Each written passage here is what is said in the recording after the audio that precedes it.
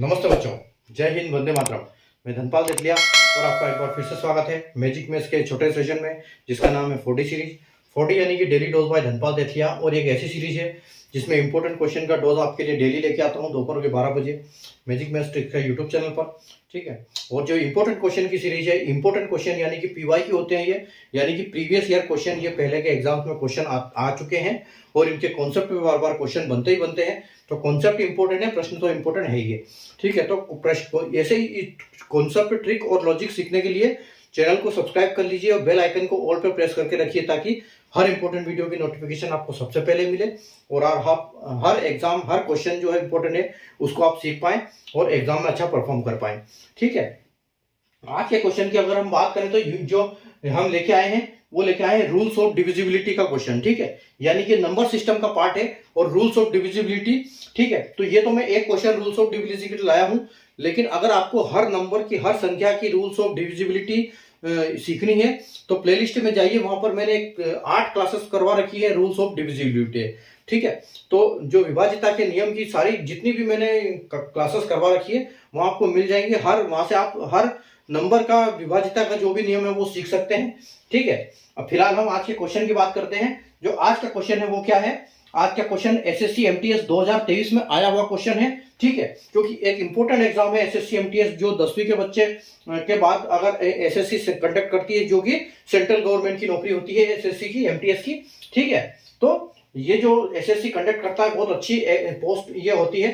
ठीक है। 10वीं के हिसाब से बहुत बड़े अच्छी नौकरी है, तो उसमें ये क्वेश्चन आया हुआ है। ठीक है। तो क्वेश्चन को आइए हम सोल्व करते हैं कि क्वेश्चन को कैसे सोल्व करते हैं इसको, तो इसकी हम ट्रिक सीखते हैं।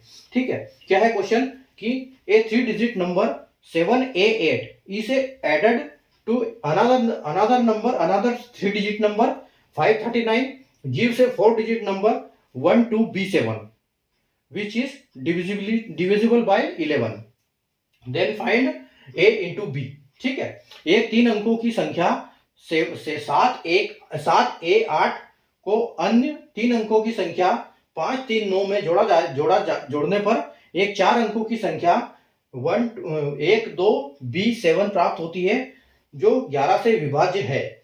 तो A इंटू बी का मान ज्ञात कीजिए। ठीक है। क्या दिया है यहाँ पर हमको देखो, यहाँ हमको दिया है कि एक संख्या दी हुई है 7A8। ठीक है। एक संख्या है 7A8 और एक संख्या और है, इसको ऐड करते हैं। कौन सी संख्या है? तो दूसरी है 539। ठीक है। एक संख्या 7A8 है, एक संख्या 539 है। जब इसको हम जोड़ते हैं तो हमको मिलता है कितना? 1 2 और यहाँ पर B और 7। ठीक है। 12B7 मिलता है हमको। तो अगर, और ये जो संख्या है, ये जो संख्या को हम 11 से डिवाइड करते हैं। ठीक है। इसको हम अगर 11 से डिवाइड करते हैं तो ये पूरी विभाज्य हो जाती है, यानी कि यहाँ पर जो रिमाइंडर है वो 0 बचता है। ठीक है। यहाँ पर रिमाइंडर 0 बचेगा, ये पूरी सोल्व हो जाएगी। ठीक है। तो यहाँ पर इसका आंसर जो भी आएगा, ठीक है, इसका आंसर जो भी आएगा वो आएगा, लेकिन जो इसका रिमाइंडर आएगा वो क्या होगा? रिमाइंडर इज इक्वल टू 0 होगा, क्योंकि ये पूरी जो संख्या है वो 11 से विभाज्य हो जाएगी। तो देखो, अब यहाँ पर हम एक चीज समझते हैं कि जो 11 की रूल्स डिविजिबिलिटी है, ठीक है, रूल्स ऑफ डिविजिबिलिटी ऑफ 11। ठीक है। यहां पर हमको 11 की विभाज्यता का नियम पता होना चाहिए। ठीक है। तभी हम इसको कर पाएंगे, विभाज्यता का नियम। ठीक है। किसका? 11 का। जब 11 का विभाज्यता का नियम हमको पता है तो हम इसको कर सकते हैं। तो देखो, 11 की विभाज्यता का कैसे नियम होता है? मान लो कि आप ये एक संख्या है। ठीक है। ये एक संख्या है, इसमें हम क्या करेंगे? एक ऑल्टरनेट छोड़ के ऐसे, ठीक है, और यहां से ये और ये, ठीक है, इनको प्लस करेंगे। ठीक है। इसको प्लस करेंगे। ठीक है। यहां पर समझ लो ऐसी संख्या है एक। ठीक है, कि x प्लस वाई क्या होता है? x y। मान लो ये 6 डिजिट की संख्या है, तो हम क्या करेंगे? x इसके साथ प्लस होगा, इसके साथ प्लस होगा, और y इसके साथ प्लस होगा और इसके साथ प्लस होगा, और ये जो आपका आएगा यानी कि 3y। ठीक है। 3y माइनस, इसमें से जो बड़ी संख्या होगी उसमें से दोनों की छोटी संख्या को माइनस कर देंगे। अब जो बचेगा, अगर कुछ नहीं बचा 0, इसका मतलब वो 11 से विभाज्य होगा पूरा, और अगर कुछ रिमाइंडर बच गया इसका मतलब वो 11 से विभाज्य नहीं है। तो बस हमको यहाँ पर यही चेक करना है। तो इसको कैसे चेक करेंगे हम, देखो यहाँ पर हमारी संख्या क्या है 1 2 b और 7। तो अगर हम 2 में 7 का प्लस करें और 1 में b का करें तो देखो 2 और 7 कितना मिलेगा हमको 2 7, ठीक है। हमको क्या करना पड़ेगा यहाँ पर 2 + 7, ठीक है, और माइनस करना पड़ेगा क्या 1 + b। 2 + 7 में से 1 + b माइनस करना पड़ेगा। तो अगर ये यहाँ पर 9 आ रहा है, ठीक है, तो 9 में से हम यहाँ पर कितना माइनस करेंगे, यहाँ पर हमको 0 मिल जाए, क्योंकि यहाँ ये जो बोल रहा है क्वेश्चन कि जो ये नंबर है ये पूरा 11 से विभाजित होता है, यहाँ रिमाइंडर कुछ नहीं बचता है। इसका मतलब यहाँ पर हमारे पास अगर इधर 9 आया है तो इधर भी 9 आना चाहिए। तो यहाँ पर अगर 9 आने आएगा तो हमको b की जगह पे हम ऐसा क्या लगाएं कि 9 आएगा, ठीक है। तो b की जगह पे हम अगर 8 लगाते हैं तो ये 1 + 8 9 हो जाएगा, और ये 0 9 से 9 पूरा माइनस हो जाएगा और यहाँ 0 बचेगा।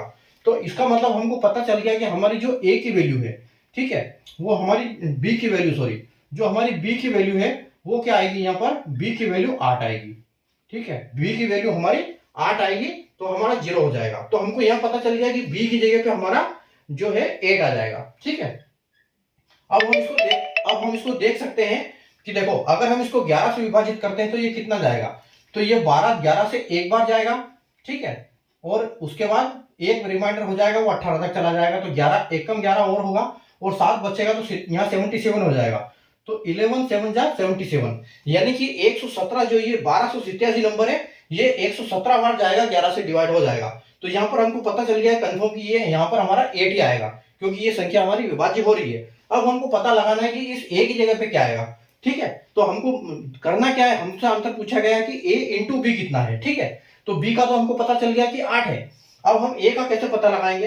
अब यहाँ पर आप एक चीज देखो कि यहाँ पर 8 और 9 कितना होता है, 8 और 9 होता है 17 का। 17 का तो 7 लिखा हुआ है यहाँ पर, इसका मतलब यहाँ पर एक रिमाइंडर भी आएगा, ठीक है। और अगर आप यहाँ देखो इस चीज में देखो अभी फिलहाल के लिए, तो आप देखो 7 और 5 12 हो रहा है, तो इसका मतलब यहाँ कोई रिमाइंडर ऐड नहीं हो रहा है। इसका मतलब यहाँ पर क्या है, ये जो आएगा रिमाइंडर हमारा, यहाँ पर रिमाइंडर हमारा खत्म हो जाएगा।